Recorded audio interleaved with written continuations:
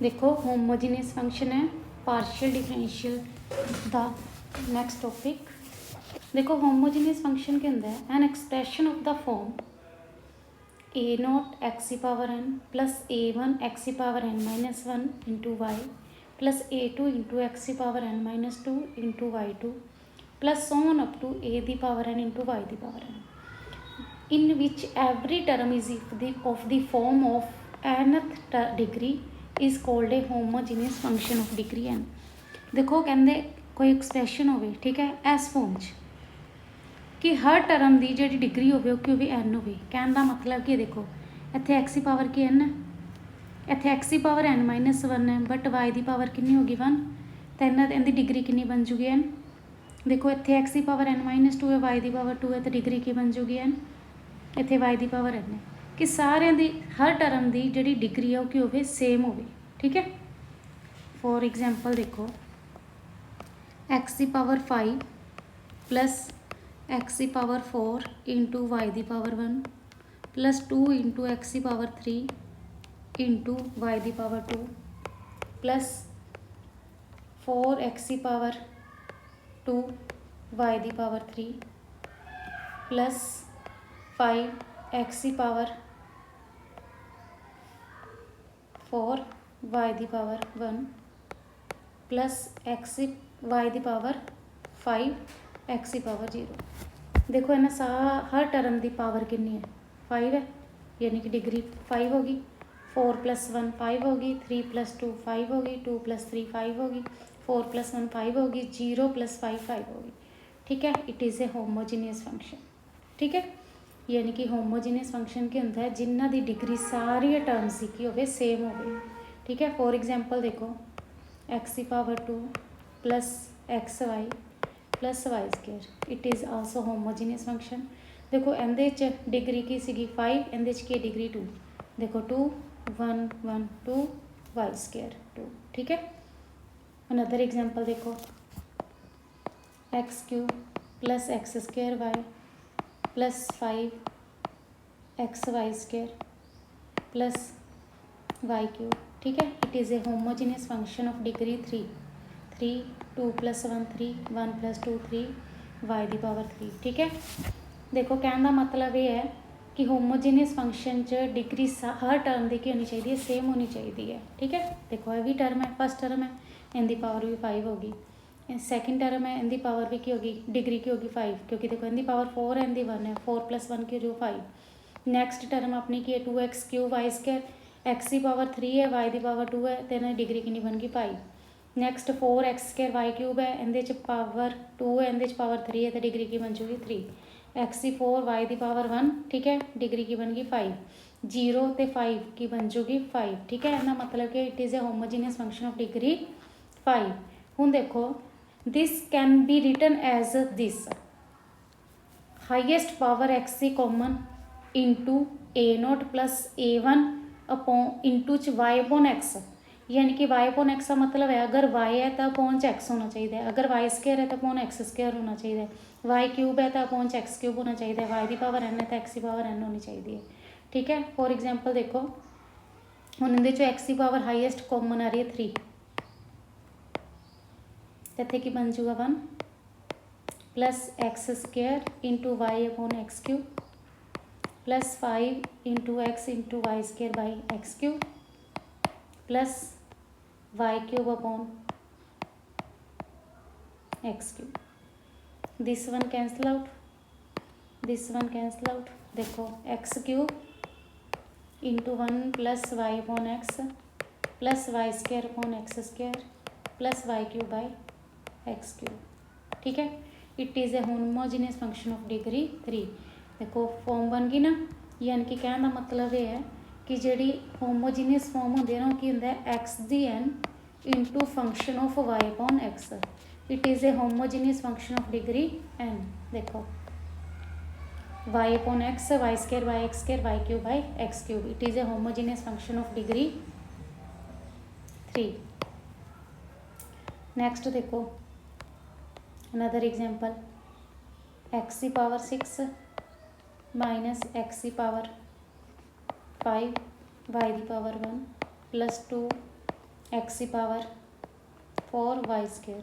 It is a homogeneous function of degree 6, क्योंकि देखो 6 5 + 1 6 4 + 2 6। अगर तुम एक्स की पावर 6 हाईएस्ट एक्स की पावर 6 है ना कॉमन लोगे तो 1 माइनस एक्स की 5 into y power 1 upon x की power 6 plus 2x4 into y² by x की power 6। This one cancel out, this one cancel out. देखो एक्स की power 6 into 1 minus y upon x plus 2 into y² by x²। ठीक है, it is a homogeneous function of degree 6। देखो ये ध्यान रखियो, अगर y है तो डिवाइड च x होना चाहिए, y² है तो डिवाइड च x² होना चाहिए। ठीक है ना, it is a homogeneous function of degree 6, यानी कि ये x की पावर n इंटू फंक्शन किंदा बन गया y अपॉन x। इतने n की वैल्यू कितनी होगी 6। ठीक है, ये फंक्शन किंदा हो गया y अपॉन x। क्लीयर है। हूँ देखो आइलर थ्योरम है होमोजीनियस फंक्शन वास्ते। If u is a homogeneous function of degree n, देखो होमोजीनियस फंक्शन की होता है u इक्वल टू एक्स की power n into y function of y upon x। ठीक है, if u equal to this is a homogeneous function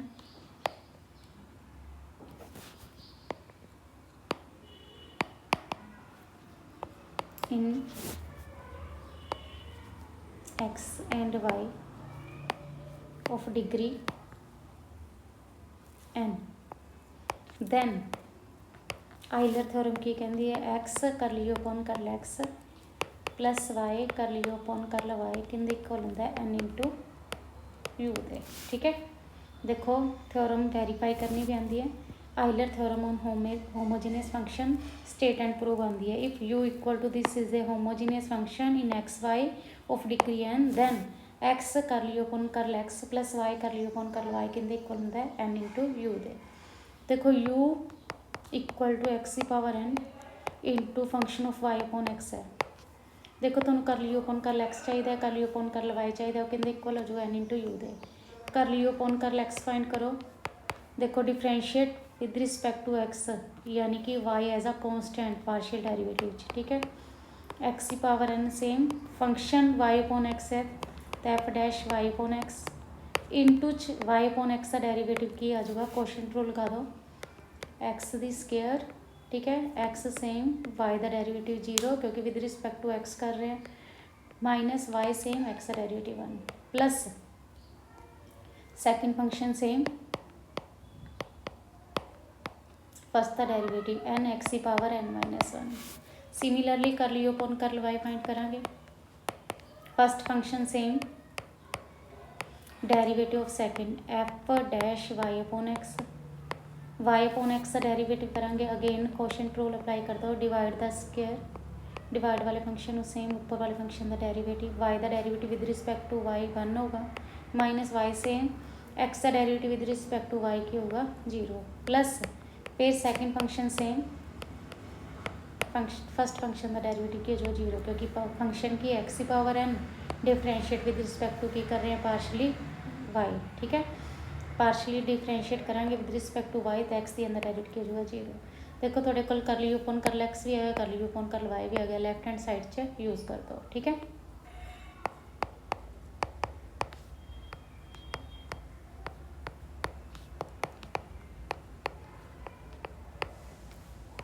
कर लियो upon कर x power n f dash y upon x minus y upon x square plus f y upon x into n into x की power n minus 1 plus y into कर लियो upon कर Y. देखो ये this 1 0। ठीक है, ये थोड़ा कर लियो अपॉन कर वाई किया है, देखो एक्स की power n f dash y upon x upon देखो ये तो 0 ही हो गया, x upon x square cancel out हो जाएगा 1/x। ठीक है, देखो की रह गया एक्स की power n function of y upon x sorry f dash y upon x into 1/x। X सी इंदे नाल मल्टीप्लाई कर दो, इंदे नाल मल्टीप्लाई करो एक्स की power n f dash y upon x into minus y upon x square plus x into f y upon x n x की power n minus one plus y into x की power n into f dash y upon x into one by x. देखो y upon x लिख दो, cancel out हो जाऊगा। थोड़े कोल की बच गया x the n minus f dash y upon x minus y upon x plus देखो x की पावर वन तो एक्स की power n minus one, base same power addition हो जाऊ।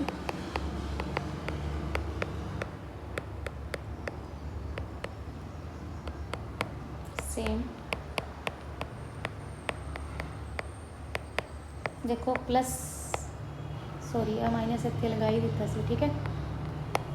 कैंसल आउट हो जाऊ, वन वन कैंसल, एक्स की power n function of y upon x into N.